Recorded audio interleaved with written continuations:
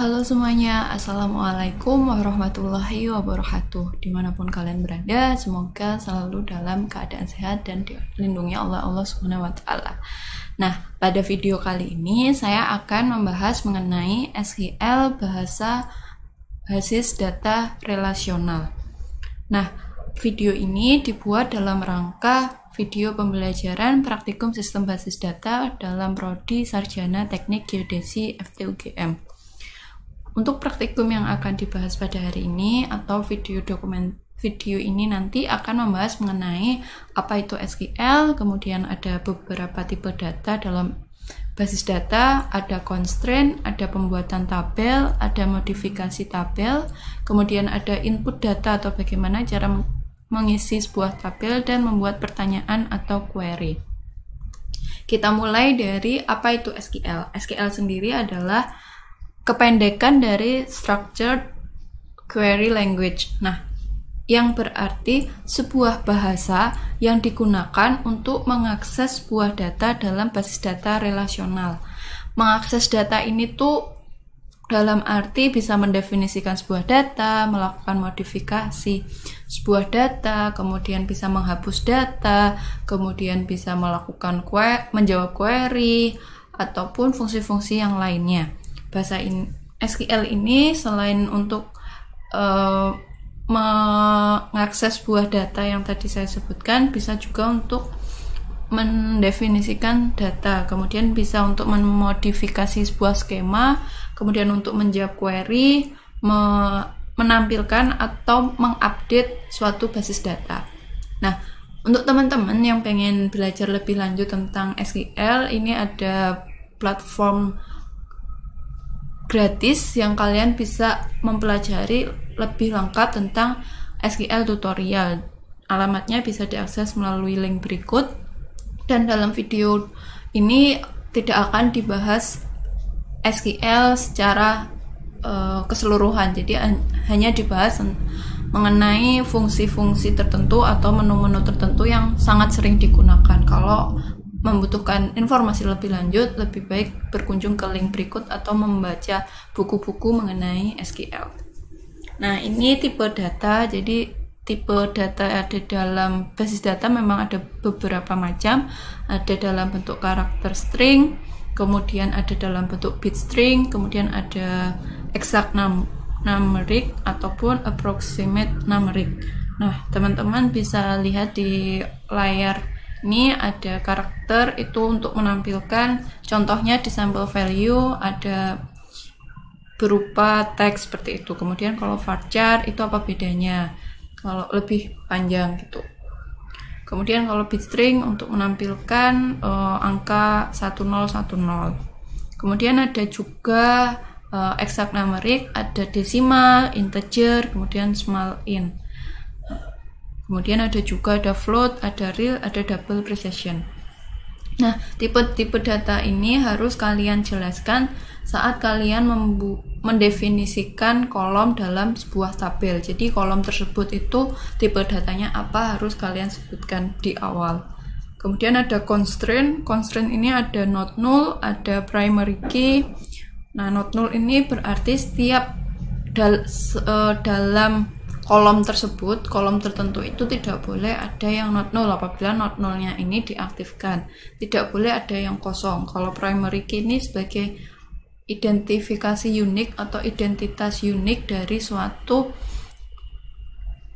tabel tersebut. Jadi ini digunakan untuk menegaskan aturan integritas entity. Kalau foreign key ini identitas tamu, dia menjadi untuk mengindikasikan kolom yang menjadi foreign key yang menjadi identitas tamu di tabel lainnya. Jadi penting untuk dilakukan agar SMPD ini mampu menerapkan aturan integritas referensial dari model relasional. Jadi di dalam sebuah pendefinisian tabel, apabila itu mempunyai foreign key dari tabel lainnya, maka kita harus mendefinisikan juga tabel lainnya yang menjadi reference dari foreign key tersebut gitu.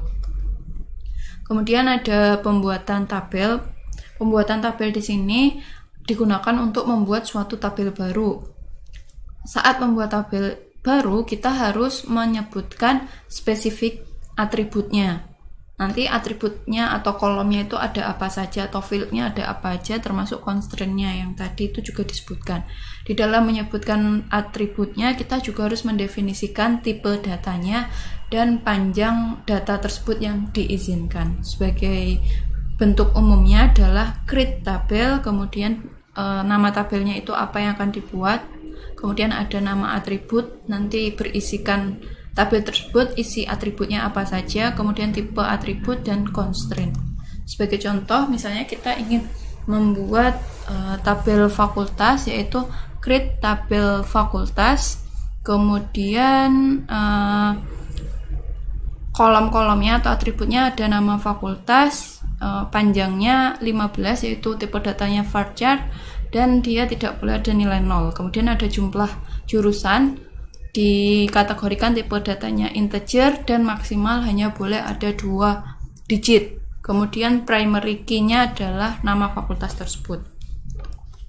Nah, kemudian kita juga bisa membuat suatu tabel yang dapat diakses atau dapat diperlihatkan tetapi tidak tersimpan dalam basis data. Kalau create tabel itu pasti tersimpan, kalau create view ini tidak tersimpan dalam basis data. Bentuk umumnya adalah create view, kemudian ditulis view name-nya itu apa, kemudian AS, kemudian dipilih kolomnya ada apa saja, termasuk dari tabel yang mana. Jadi create view ini tuh kita itu membuat suatu tabel, tapi dari tabel yang sudah ada sebelumnya gitu. Makanya tetapi hanya kolom-kolom tertentu, dan view name-nya juga bisa sama ataupun bisa beda, tapi lebih baik dan harus berbeda gitu. Jadi bukan lebih baik ya, pasti berbeda gitu. Kemudian dari tabel name awalnya, terus termasuk apabila teman-teman ada kondisi tertentu bisa diberi where untuk condition. Sebagai contoh, create view, nama tabel yang baru adalah products above average price.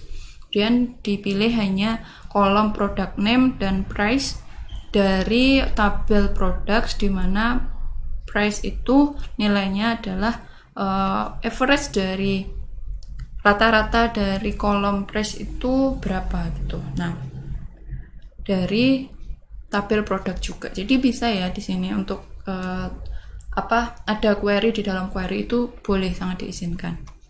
Kemudian untuk melakukan modifikasi suatu tabel, misalnya kita ingin menghapus atau menambah atribut, kita menggunakan perintah alter tabel.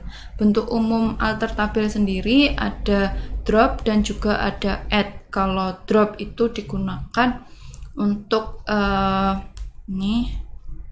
ini digunakan untuk menghapus atribut.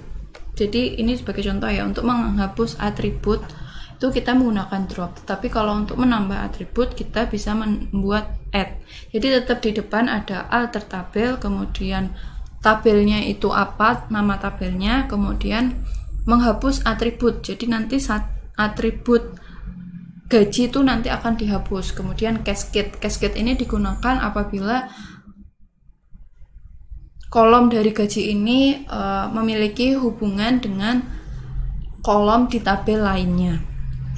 Kemudian untuk menambah, jadi add gaji berarti menambah atribut atau kolom gaji yang tipe datanya adalah desimal, kemudian untuk panjangnya ada 15 angka di depan koma dan 2 angka di belakang koma. Nah, kemudian untuk melakukan pengisian tabel atau memasukkan data dalam suatu tabel, kita bisa menggunakan insert into, yaitu insert into nama tabelnya apa, kemudian values, jadi diisi data dari masing-masing atribut. Jadi harus urut. Kalau atributnya itu misalnya nama, kemudian nomor, kemudian nama dosen, fakultas. Untuk memasukkan nilai values-nya ini juga harus urut nomor, nama, dan fakultas. Tidak boleh fakultas, nama, dan nomor. Jadi harus urut. Sebagai contoh, misalnya memasukkan data pada tabel fakultas. Insert into fakultas, values-nya teknik 10. Dia memasukkan data pada tabel dosen. Insert into tabelnya tabel dosen, values-nya misalnya NIP, nama dosen, golongan, fakultas, gaji. Jadi di sini urutan dari values-nya ini harus urut dengan urutan tabel, urutan kolom dalam tabel atau urutan atribut dalam tabel. Nah, bagaimana saat kita sudah melakukan pemasukan data kemudian ada terjadi kesalahan, maka kita bisa melakukan editing pada nilai atribut tersebut ataupun dengan menghapus secara keseluruhan dari nilai atribut yang sudah kita masukkan. Misalnya dengan langkah update fakultas. Jadi mengupdate tabel fakultas yang mana setnya itu jumlah jurusan sama dengan 5. Harusnya jumlah jurusan itu diganti 5. Kemudian kondisinya nama fakultasnya itu biologi. Kemudian kita mengupdate tabel dosen dengan NIP yang sudah dimasukkan adalah sekian, yang akan kita ganti adalah nama dosennya dan gajinya. Seperti itu. Apabila kita pengen menghapus satu atau beberapa baris dari yang data yang sudah kita masukkan, kita bisa pilih delete from fakultas, kemudian nama fakultas itu filsafat. Nah, itu nanti akan menghapus seluruh baris. Seluruh baris yang nama fakultasnya itu filsafat gitu. Nah, dalam operasi relasi aljabar yang sudah kalian pelajari minggu lalu, saya sudah sempat menjelaskan bahwa operasi relasi aljabar ini digunakan untuk menjawab suatu pertanyaan. Nah, SQL ini juga bisa untuk menjawab suatu pertanyaan yang mana untuk memanipulasi data atau mencari informasi dalam basis data. Bentuk umum dalam SQL sendiri yaitu ada select, daftar atributnya, kemudian from, dari nama tabelnya itu apa, kemudian where, kondisinya seperti apa. Nah, where ini adalah nanti yang akan kita berikan supaya pertanyaan tersebut terjawab. Misalnya operasi seleksi baris. Di minggu lalu juga sudah saya jelaskan bahwa operasi seleksi baris ini untuk memilih baris-baris dalam tabel yang memenuhi kondisi tertentu. Sebagai contoh, menampilkan informasi mahasiswa yang masuk pada tahun 2002. Dalam bahasa SQL, contohnya adalah sebagai berikut. Kalau ada tanda bintang di sini, tanda bintang itu berarti kita menampilkan semua atribut. Jadi satu baris semua itu yang memenuhi kondisi itu akan ditampilkan. Kecuali kalau misalnya kita hanya ingin menampilkan kolom ini dan kolom itu, nanti akan masuk ada operasi kolom di plus operasi baris. Nah, kalau misalnya bintang berarti kita menampilkan semua atribut dari baris yang memenuhi kondisi tersebut. Misalnya select kalau menampilkan isi dari tabel dosen itu kan berarti select bintang from dosen, berarti semua isian semua nilai atribut itu kan ditampilkan semua. Nah, coba kita beri kondisi tertentu. Misalnya menampilkan daftar dosen yang bergolongan 3, berarti select bintang from dosen yang golongannya 3. Jadi nanti dia akan mencari baris yang kolom golongannya itu 3, nanti akan ditampilkan, dan yang ditampilkan itu adalah semua atribut, semua kolom yang memenuhi kondisi golongan sama dengan 3. Nah, bagaimana kalau kondisinya ada 2? Misalnya ada dosen bergolongan 3 dan di fakultas teknik, maka di bagian where-nya itu ada fakultas teknik, kemudian dan golongan 3. Jadi yang memenuhi dosen di fakultas teknik dan dosen di yang sudah bergolongan 3. Nah, kalau untuk operasi seleksi kolom sendiri yaitu untuk menampilkan atau memilih kolom-kolom tertentu dari suatu tabel saja. Jadi sebagai berikut contohnya ada select nama dosen dan golongan, berarti dia hanya menampilkan kolom nama dosen dan kolom golongan dari tabel dosen. Kemudian apabila kita gabungkan dengan operasi seleksi baris, maka kita bisa menambahkan where nama fakultas sama dengan teknik, berarti kita menampilkan dosen dari fakultas teknik, tetapi yang kita tampilkan hanya nama dosen, golongan, dan gaji, sedangkan untuk kolom fakultas tidak ditampilkan. Kemudian kita juga bisa menyeleksi dengan menggunakan list. Sebagai contoh adalah kita ingin menampilkan ID bangunan, luas, dan jumlah lantai dari dari tabel bangunan, di mana jumlah lantainya itu ada di jumlah lantainya itu memiliki nilai 1, 3, dan 5 gitu. Nanti nah kalau not in berarti kebalikannya, berarti dia akan menampilkan jumlah lantai yang tidak sama dengan 1, 3, dan 5. Dan kita juga bisa melakukan ordering rows atau mengurutkan baris berdasarkan nilai tertentu. Kita lihat di sini misalnya kita bisa menampilkan kolom jenis peralihan, tahun peralihan dari tabel kepemilikan. Apabila kita menginginkan menampilkannya itu dengan urutan tahun peralihan, maka kita tambahkan order by tahun peralihan. Untuk ascending yaitu nilainya naik dari nilai kecil ke nilai besar, kalau descending itu nilainya turun dari besar ke kecil. Nah, sebelum saya lupa, teman-teman harus ingat bahwa setiap membuat SQL kita harus menambahkan titik koma di akhir SQL tersebut. Jadi jangan lupa titik koma tersebut. Dan kita juga bisa melakukan operasi penggabungan atau join dari beberapa tabel. Misalnya di sini kita akan menampilkan nama dosen, golongan, fakultas, jumlah jurusan dari tabel dosen dan dari tabel fakultas teknik. Berarti kita hanya milih kolom yang ditampilkan, nama dosen, golongan, dan gaji. Kemudian nama tabelnya ada nama tabel dosen, ada nama tabel fakultas. Kemudian ID sebagai penghubungnya adalah nama fakultas, kolom nama fakultas dari tabel dosen, dan kolom nama fakultas dari tabel fakultas. Kemudian karena di sini kita hanya menampilkan dari dosen fakultas teknik, maka kita menambahkan suatu kondisi dengan N, nama fakultas sama dengan teknik. Nah, selain fungsi-fungsi yang sudah tadi saya sebutkan, ada juga fungsi agregat. Kalau fungsi agregat ini, contoh beberapanya ada untuk menghitung rata-rata dari data di sekelompok baris tertentu. Kemudian ada count, itu menghitung jumlah baris atau jumlah data. Kalau bedanya count bintang dan count distinct, kalau count bintang ini semua baris itu akan dihitung. Berarti kalau misalnya ada data yang duplikasi, dia juga termasuk dalam hitungan. Sedangkan kalau count distinct ini, dia hanya menghitung jumlah baris, tapi baris yang misalnya itu duplikasi dari baris lainnya itu tidak akan dihitung.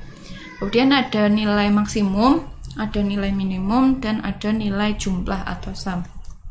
Fungsi agregat ini misalnya digunakan untuk menampilkan jumlah gaji keseluruhan dosen, gaji tertinggi, gaji terendah. Nah, fungsi agregat ini diberikan atau ditulis pada baris pada select, bukan pada where. Jadi select sum gaji, max gaji, min gaji from dosen, seperti itu. Jadi dari tabel dosen ini, mohon maaf, seharusnya ada diakhiri titik koma.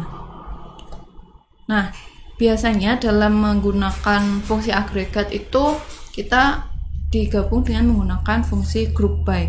Jadi kalau misalnya seperti ini, itu select kita menghitung luas rata-rata dari tabel persil. Nah, ada tulisannya S rata. S rata ini adalah kolom yang kita tampilkan nanti, kolom yang kita hasilkan nanti itu tuh disimpan dengan nama kolomnya rata, seperti itu, dari hitungan luas persil. Jadi dia menghitung rata-rata. Luas ini adalah nama kolom dari tabel persil. Jadi dia mencari rata-rata dari kolom luas dari tabel persil. Nanti kolom yang dihasilkan itu diberi nama rata. Nah, berbeda dengan apabila kita memberikan fungsi group by. Kalau group by di sini kita akan menghitung luas menghitung rata-rata luas dari tabel persil, otomatis menghitung rata-rata luas persil dari tabel persil berdasarkan desa. Jadi misalnya ada desa A, nanti luas persilnya itu berapa, rata-rata persilnya itu berapa. Kemudian ada desa B, nanti rata-rata persilnya berapa. Jadi nanti akan ada beberapa nilai rata-rata luas persil. Sedangkan kalau dari yang tanpa grup by itu keseluruhan data itu dihitung. Jadi hanya ada satu nilai rata-rata.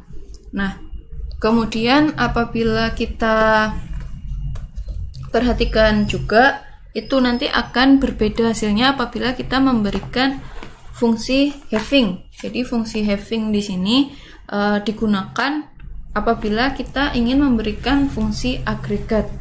Jadi kita akan menampilkan alamat, kemudian kita akan menampilkan untuk memberikan agregat dan juga untuk agregat yang dengan kondisi tertentu gitu. Jadi kita akan menampilkan alamat dan rata-rata luas persil dari tabel persil, kita grup by berdasarkan alamat, di mana luas persil tersebut hanya yang di atas 5.000 gitu. Jadi kita memberikan kondisi tertentu. Ya, saya ulangi. Jadi kita akan menampilkan alamat dan rata-rata luas persil dari tabel persil berdasarkan di grup by berdasarkan alamat, di mana luasnya itu yang ditampilkan hanya yang lebih dari 5.000. Nah, where ini tuh tidak dapat digunakan pada fungsi agregat. Fungsi agregat ini memiliki struktur kondisi yang berbeda. Oleh karena itu dia harus menggunakan having. Seperti itu. Jadi kalau misalnya kita ingin menggunakan fungsi agregat, kita menggunakan having, tidak menggunakan where. Nah, tadi yang saya jelaskan di awal, ada query di dalam query, itu dinamakan nested query. Jadi query yang di dalam yang itu disebut inner query. Inner query ini dieksekusi terlebih dahulu. Nah, query yang di luar itu dinamakan outer query. Outer query ini itu mengambil input dari inner query. Inner query ini bisa diletakkan di bagian select, bisa diletakkan pada bagian from, maupun bisa diletakkan pada bagian where, tergantung kebutuhan. Nah, sebagai contoh kita akan menampilkan ID bangunan, luas, dan kelas bangunan yang berada pada persil dengan jenis hak milik. Maka kita harus membuat terlebih dahulu query untuk memilih persil dengan jenis hak milik. Misalnya terlebih dahulu ID persil memiliki jenis hak milik dan berada pada tabel apa. Misalnya adalah tabel persil. Kita membuat query-nya. Kemudian setelah itu query kita buat, kita membuat query untuk menampilkan ID bangunan, luas, dan kelas bangunan. Terus kita gabungkan query yang kita buat pertama ke query yang kita buat kedua. Hasilnya seperti berikut. Jadi menampilkan ID bangunan, luas, dan kelas bangunan dari tabel bangunan yang berada pada persil, berarti kita menggunakan dalam contoh ini kita cocok klausanya itu di where, di mana ID persil itu sama dengan ID persil kita query-nya tadi select ID persil, kemudian dari tabel persil di mana jenis hak dari persil tersebut adalah hak milik. Jadi nanti where-nya ini ID persil yang memenuhi query dalam inner query tersebut. Seperti itu. Nah, materi untuk SQL sudah selesai. Jadi teman-teman kalau mau explore lebih banyak, kalian bisa mengunjungi W3 School ataupun dengan membaca buku-buku lainnya.